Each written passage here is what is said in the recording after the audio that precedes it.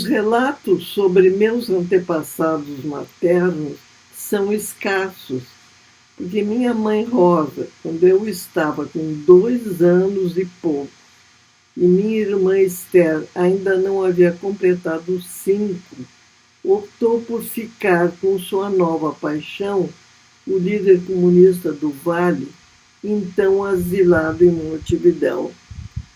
Meu pai, que era viajante, deixou-nos aos cuidados da irmã, a tia Rojo, casada com o tio Jaime, que moravam em Passo Fundo. Apesar disso, minha mãe tinha várias admiradoras da família e suas narrativas acabaram preenchendo o vácuo ocupado pela ausência. Minha mãe nasceu no início do século XX, em Varsóvia, Polônia, país que, à época, abrigava a maior população de judeus da Europa.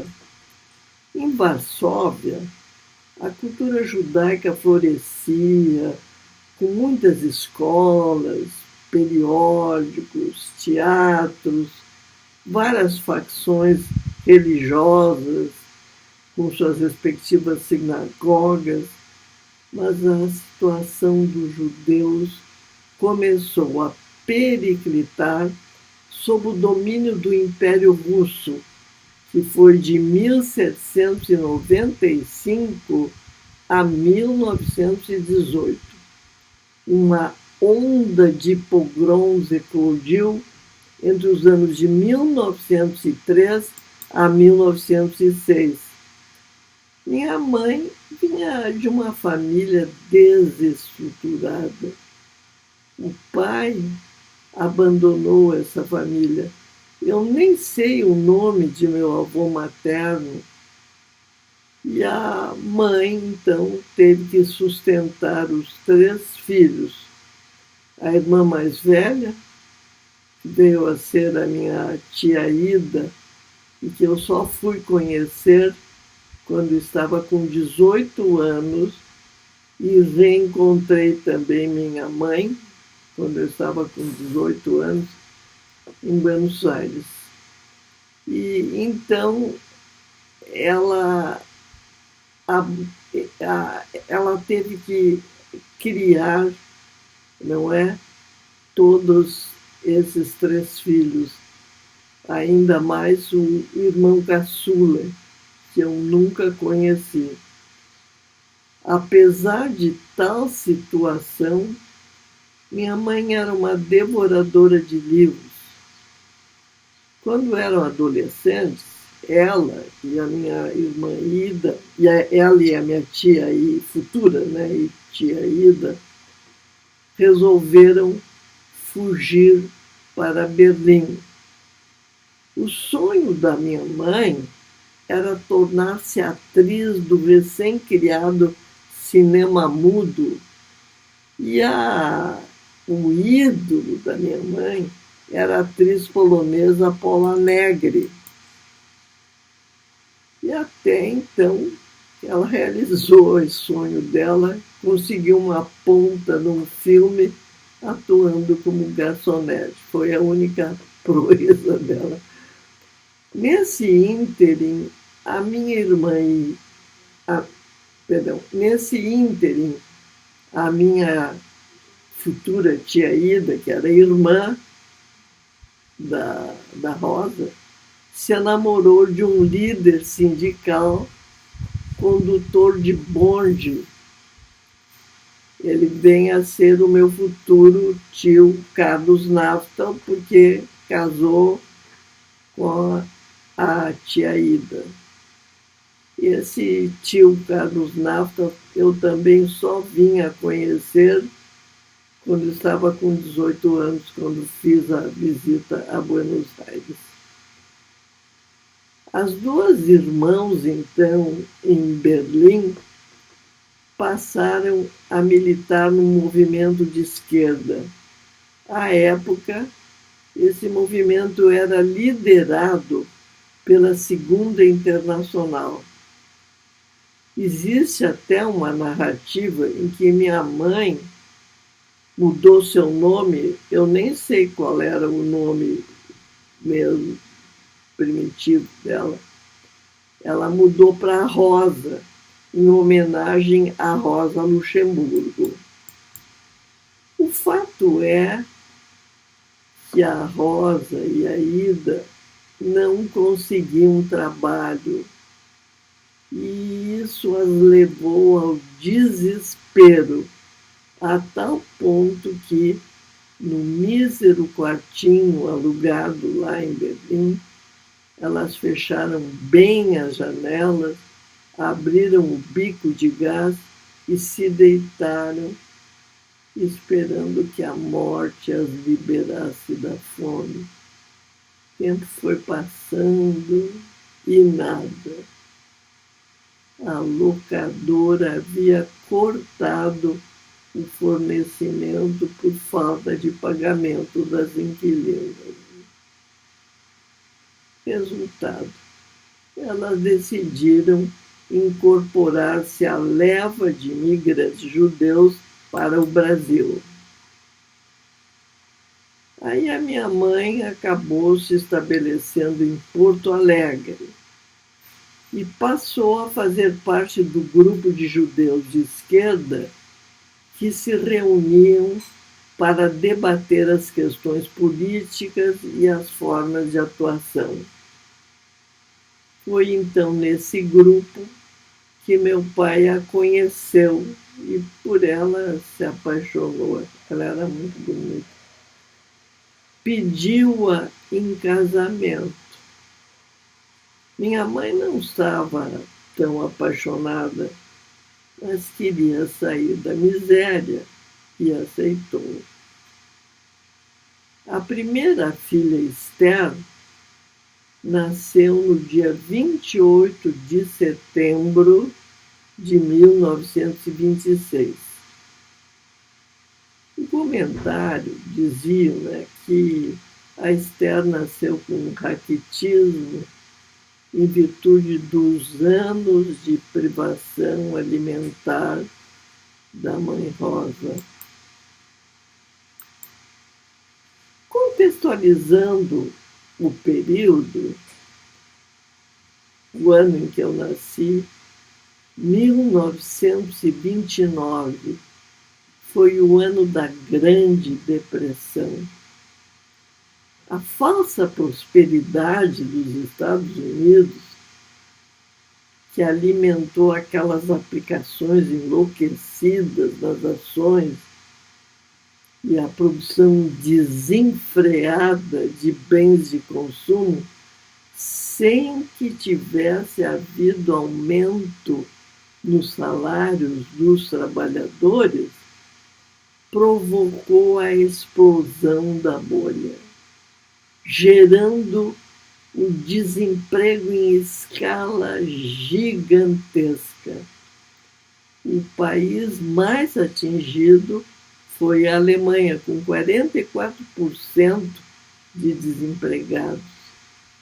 As importações e as exportações despencaram. E as consequências foram gravíssimas crises sociais, fermento para a implantação dos regimes totalitários que graçaram na década de 30, como o nazifascismo e, no Brasil, a ditadura do Getúlio Vargas.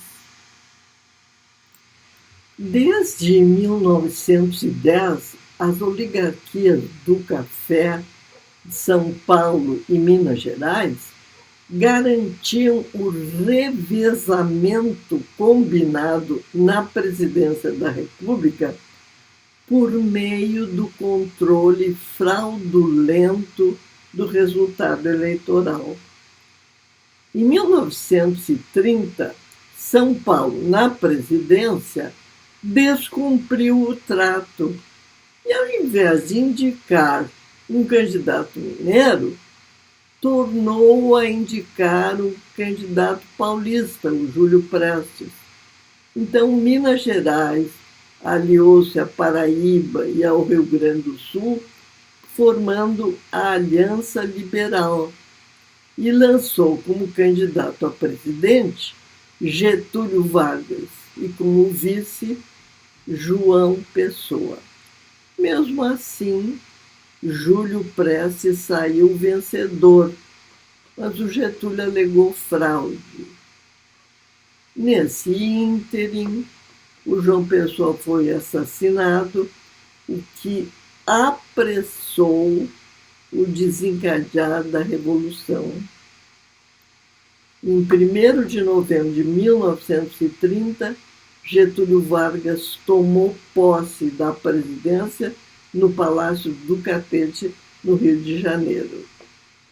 Meu pai instalou uma pequena firma de calçados na Rua Cristóvão Colombo, de frente à cervejaria Brahma, mas continuava viajando para atender a clientela. Tinha como sócio o cunhado, Carlos Naftal, que o trapaceou. Durante as viagens de meu pai, desviava o dinheiro e o enviava para Buenos Aires, para onde fugiu com minha tia Ida. Esse fator e a crise causada pela Grande Depressão levaram a firma à falência. Meu pai só limpou seu nome na Praça de Porto Alegre em 1945. Minha mãe continuava dedicada somente à política. Em 1930, eu só estava com 1 ano, ela fechou as portas e janelas da casa e nos deixou trancadas, a mim e a Esther, que ainda não completara 4 anos, para distribuir panfletos na entrada do Mercado Público de Porto Alegre. Ela foi presa e nós sobrevivemos porque, ao nosso choro e gritos, a vizinhança acorreu, arrombou uma porta e nos salvou da morte. Nós morávamos numa pequena casa, Rua Henrique Dias, de frente à sinagoga. Uma outra narrativa é o de que, ao visitar minha mãe no presídio, dei-lhe uma bofetada. Como minha mãe era polonesa, ela foi extraditada para o Uruguai. Fomos morar em Rivera, na fronteira com a cidade de Santana do Livramento, no Rio Grande do Sul. É só atravessar a rua. Desse modo, a Esther podia frequentar a escola no Brasil. Minha aquisição da linguagem foi bilíngue. Até hoje sou proficiente ao ouvir e falar o espanhol. São desse período minhas lembranças mais remotas, flashes das experiências que mais me impressionaram. Eu ficava fascinada pelo halo em torno dos globos luminosos que vocês podem ver na Praça Internacional nas noites frias de inverno. Na calçada dessa mesma praça, vejo os miolos da cabeça esfacelada de uma criança ao tombar da bicicleta. Ouço martelar no teclado da máquina provindo da escola de datilografia. Vejo minha mãe sentada no urinol fazendo xixi. Vejo meu pai subindo as escadarias do tribunal para assinar o desquite. E ainda sinto a aspereza da lã sobre a pele delicada de meus braços, pois não usava camiseta para protegê-lo.